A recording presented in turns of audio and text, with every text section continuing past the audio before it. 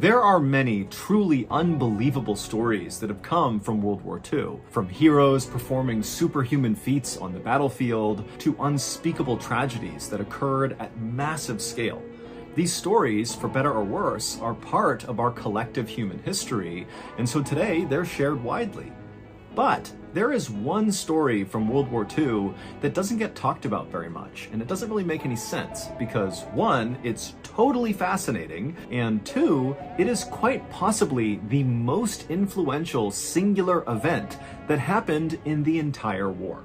And so today I'm going to share that story, and at the end of it, if you've never heard this before, very likely you're going to go on Google and look this up because it sounds more like a fictional movie plot than real life. But before we get into that story, if you're a fan of the strange, dark, and mysterious delivered in story format, then you come to the right place because that's all we do and we upload once a week. So if that's of interest to you, the next time the like button lets you look through their prized 1970s family photo album, make sure you aggressively lick your finger and flip the pages each time so you smudge all the edges. Also, please subscribe to our channel and turn on all notifications so you don't miss any of our weekly uploads. Okay, let's get into today's story.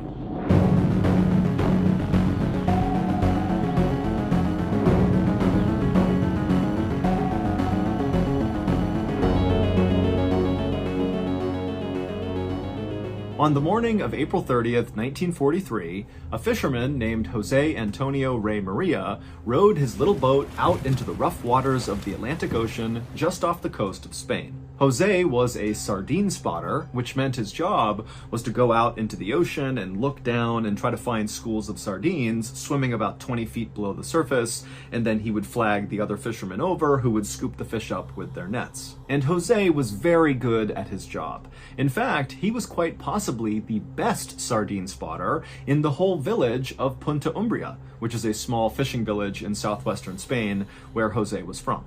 But on this particular day, the weather wasn't quite great, the water was kind of murky and choppy, and so Jose wasn't seeing any sardines. But as Jose was starting to feel frustrated, he looked out, and on the surface of the water, pretty far away from him, he saw this strange object floating on the surface. And at first, he assumed it had to be maybe some dead sea animal that had floated to the surface. But as he stared at it from his boat that was rocking in the water, he saw between waves there was a yellow color on this lump that just looked kind of unnatural. And so, feeling curious about whatever this was, Jose decided to start rowing over in that direction and get a better look. And as he got closer and closer, he realized that yellow color was unnatural. The yellow was part of a life jacket, which meant this was a person floating in the ocean. And so Jose, with his heart now racing, was thinking, oh my gosh, I have to go save this person. And so he raced over right up alongside them, and as soon as he looked down, he realized it was obviously too late. This person was obviously deceased. It was a man who had a military trench coat on who was lying face down in the water.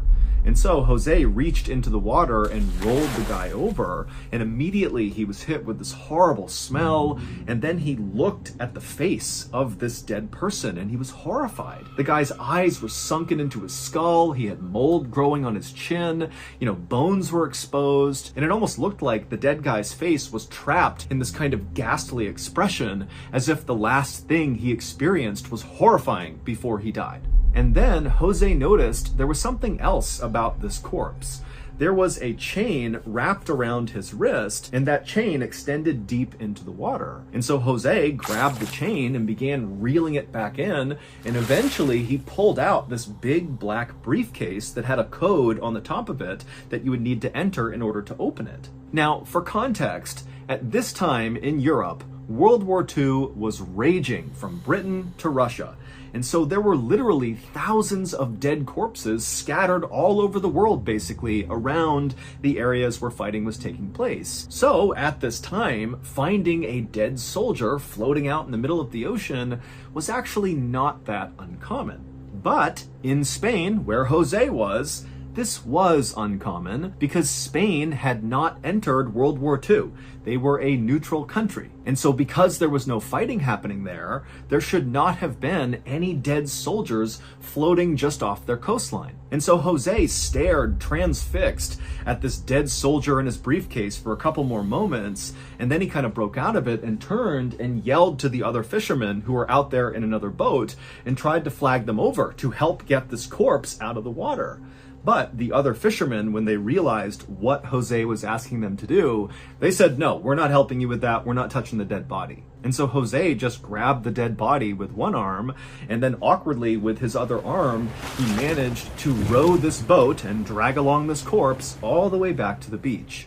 And as he did, he and the other fishermen were kind of yelling back and forth at each other. It was kind of a commotion on the water. And so by the time Jose had got the corpse back to shore and dragged it up onto the sand, villagers in Punta Umbria had heard the commotion and come outside to see what was going on. And they saw Jose standing there with this dead body. And so they began forming a crowd around the body. And so nearby, Spanish soldiers were doing a training exercise, and they saw this crowd gathering on the beach, and so a group of them walked over to see what was going on, and they pushed through the crowd and they saw this dead body on the ground, and right away they began searching the dead body to figure out who it was.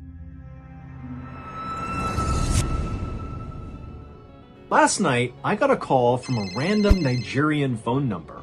And so of course I answered it, and unbelievably, it was the Prince of Nigeria, and if I just got him a few gift cards, he'd make me rich! Are you kidding me? What a deal! And so seconds later, me and old Seagull Lung were down at the ATM withdrawing every last cent from our bank accounts. But as we stood there laughing excitedly about all the sports cars and diamonds we were going to get with our newfound wealth, this middle-aged homeless electric eel named Horace slithered up to us and he said, "Guys, you're being scammed. The Nigerian prince isn't real." And he said he knew this because he had fallen for this scam too. That was how he became homeless. Turns out, it's actually quite easy for scammers like this fake Nigerian prince to buy your personal information, like your phone number, your birth date, your family members, all that from data brokers. And then, unless you are a literal genius and can spot a scam call while it's happening, you too could become a victim. Or you could just sign up for Aura and not have to worry about any of this. Aura is a service that identifies which data brokers are selling your personal information to these scammers, and they will reach out on your behalf and have that information removed. Boom, done. Aura also protects against online threats with parental controls, antivirus, VPN, password management, identity theft insurance, and more. So you can either let people continue to exploit and profit off of your private information, or you can go to aura.com/Mr. Ballin to start your 2-week free trial now. Okay, back to the story.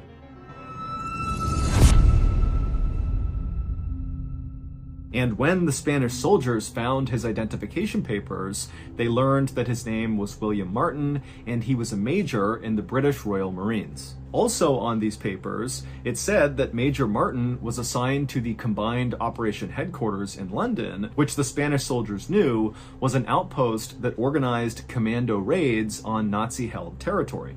Under Major Martin's military trench coat, when the soldiers opened it up, they saw he was dressed in full kit, full battle gear, which suggested he had died during one of these commando raids. But after the Spanish soldiers had removed his gear, they couldn't find any shrapnel wounds or gunshot wounds. And so the running theory was, he must have been flying over this area and maybe his plane was shot down, and that's why we can't figure out how he died. But the Spanish soldiers had not heard any reports of a plane being shot down right off the coast. And so really they had no idea how Major Martin actually came to be here. Then, one of the Spanish soldiers who was still searching Major Martin's pockets found in one of them some crumpled papers and a photograph. And after he looked at them, he tapped on his commanding officer's shoulder and showed him. The photo was black and white, and it was this pretty young woman, and on the back of it, it was signed Pam. As for the crumpled papers that had been near this photo, they were bills. One was from a London nightclub from 3 nights earlier, and the other was a receipt for a diamond engagement ring. Now, these Spanish soldiers were not overly emotional, but they couldn't help but think how kind of sad it was that, Major Martin obviously was in love with this woman Pam, and they must have just gotten engaged, and now he's dead. It's like a tragic love story. And so the soldier who had found these bills and this photo folded them back up and tucked them back inside of Major Martin's pockets, and then the soldiers talked about what they should do next. Now, technically, because Spain was a neutral country, what they were supposed to do was turn this body back over to the British because he was a British soldier. But the Spanish government was run by a fascist dictator, Francisco Franco, who was not really neutral at all. He was actually secretly aligned with the Nazis. In fact, the Nazis' leader, Adolf Hitler, had helped Franco come to power, and so now that he was in power, he regularly shared secrets with the Germans. And so when these Spanish soldiers eventually contacted their higher-ups to ask what to do with this dead British soldier, their superiors told them, do not give Major Martin's body back to the British. Instead, bring his body to a nearby morgue where agents who worked for Franco would be able to inspect the body and open up that briefcase and see what was inside. And so these Spanish soldiers did as they were told. And when Franco's agents were able to finally pop open that black briefcase that was connected to Major Martin's wrist, they discovered inside 3 letters from leaders of the British military. And when Franco's agents read these letters, they knew right away they had discovered something incredible. And within days, these letters were sitting right on Adolf Hitler's desk. Now, at this time, in April of 1943, Hitler was starting to worry that he was about to lose the war. Even though the Nazis had successfully conquered most of Europe, it felt like the tide was turning against them. And in Hitler's mind, it was starting to seem likely that the Americans and the British were poised to launch some sort of massive attack on Nazi-controlled territory, and if they weren't ready for it, this could cost them the war. But Hitler had no idea where this major Allied attack was going to happen. And so trying to figure that out was basically the biggest priority the Nazis had at the time. Now, most of Hitler's intelligence suggested that this big major Allied attack was going to take place on Sicily, which is an Italian island. Italy was allied with the Nazis, and Nazi spies who were monitoring British and American phone conversations were hearing lots of chatter about an invasion of Sicily, and so that's why they believed that's got to be the place. That's where the attack's going to happen. But when Hitler looked at these 3 letters that were found inside of Major Martin's briefcase, everything changed. The letters, which were all signed by top leaders of the British military, said that the plans to attack Sicily were actually fake, that British and American forces were talking on these obviously tapped phone lines. They knew the Nazis were listening. They were talking on these lines about this invasion of Sicily just to confuse the Nazis. They wanted the Nazis to think that Sicily is the place. But, as these letters would go on to explain, the real place, the real location of this huge Allied attack was going to be Nazi-controlled Greece, so 500 miles away. And so as Hitler is reading this, he's terrified because in his mind, he always thought Greece was really the Nazis' weakest link. And so to get this intelligence, it was the equivalent of like winning the lottery. Suddenly, Hitler went from having no idea where this huge attack on him was going to be to knowing exactly where it was going to be and knowing that he would have the time to shore up his weakest link, Greece. And so, on May 12th, 1943, less than 2 weeks after Jose the sardine spotter found Major Martin's body floating off the coast of Punta Umbria, Hitler sent a military directive to all of his leaders to prepare for a huge Allied attack, not on Sicily, but on Greece. And before long, German tanks were rumbling from southern France to Greece, and tens of thousands of German soldiers were setting up barriers on Greek beaches to repel the invasion. And then out at sea, the famous German U-boats, their submarines, which were so deadly during World War II, were out all over the place, getting ready to shoot any Allied ships that came towards the shore. In short, the Nazis were ready. But by July 9th, so 2 months later, nothing had happened. There had been no major Allied attack on Greece, on Sicily, or anywhere else for that matter. Meanwhile, back in Sicily on July 9th, one of the few soldiers who was still stationed there, because remember, all those soldiers had been pushed to Greece, one of the few remaining soldiers was in his bunk writing a letter to his mother, and he would detail that it just felt too quiet in Sicily. And after he had written this letter, signed it, and put it away, he heard outside a massive booming sound. And so he ran outside and he looked in horror towards the horizon. Now, instead of being a beautiful clear blue, it was black with smoke and warships as far as the eye could see. He couldn't even count the number of warships on the horizon. And they were all coming right towards Sicily, firing their cannons and guns. This was the big Allied attack. It was on Sicily. The few soldiers in Sicily who came out of their bunkers and looked out and saw this knew right away that they were so ridiculously outnumbered that there was absolutely no hope. And so the soldier who had just written to his mother about how calm it seemed here, along with several others who was standing near him, they immediately just took off their uniforms and ran. And soon the other soldiers on the island began coming out of their cover and seeing they were under attack, and most of them did the same thing. Everybody basically ran away. And so the British and the Americans that were coming on warships barely had to fight. They took over Sicily incredibly easily, and within a few weeks, the Allies had complete control over the island, and the Italian government had been overthrown. Hitler had thought this secret intelligence he had found inside of Major Martin's briefcase would help him win the war. But in reality, those letters actually proved to be the beginning of the end for the Nazis. It would turn out Major William Martin, the dead British soldier that Jose the sardine spotter found off the coast of Punta Umbria, Spain, was not really who he appeared to be. In reality, Major William Martin didn't exist. The body definitely existed. That was a real dead body, but the identification of the body was fake. It had been fabricated by two very smart British intelligence officers named Ewan Montague and Charles Chumley as part of their very famous operation called Operation Mincemeat. And this operation was truly one of a kind. It was designed entirely to trick Hitler. The Allies knew if they dropped a dead British soldier off the coast of Spain, a neutral country, that they would turn it over to the Germans. And that's exactly what happened.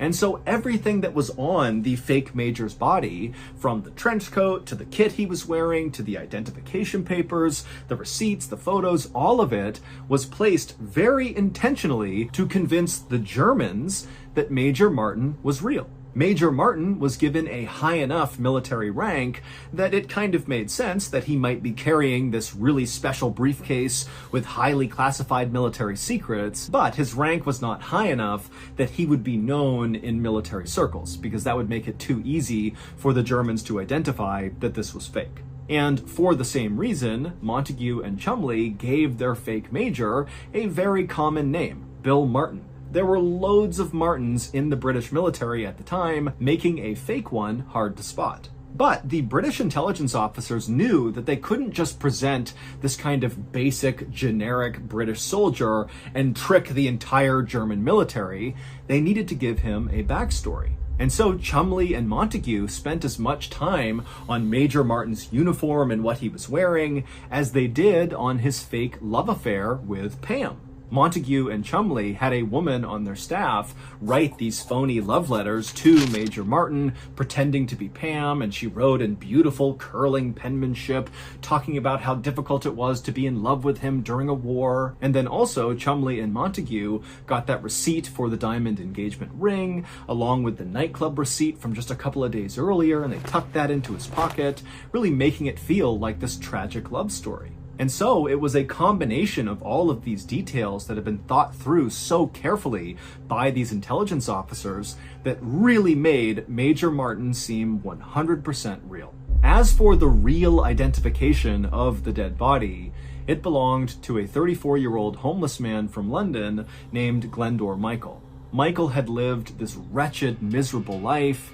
and then eventually died when he ate rat poison that was on a piece of bread, We don't know if he tried to kill himself or if it was accidental. Michael's body had been stored in a refrigerator in a morgue unclaimed for months when Montague and Chumley found out about him and decided he would be perfect because no one would notice if his body went missing.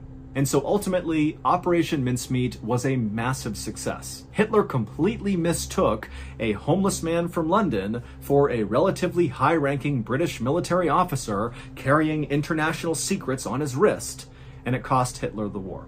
Glendor Michael may have lived a wretched life and died in absolute agony, but in death, he helped defeat the Nazis. Today, there is a marker on Glendor Michael's grave in Spain that actually denotes him as an official British military officer. As for Montague and Chumley, they were quickly promoted after Operation Mincemeat and then ultimately became famous for their plot.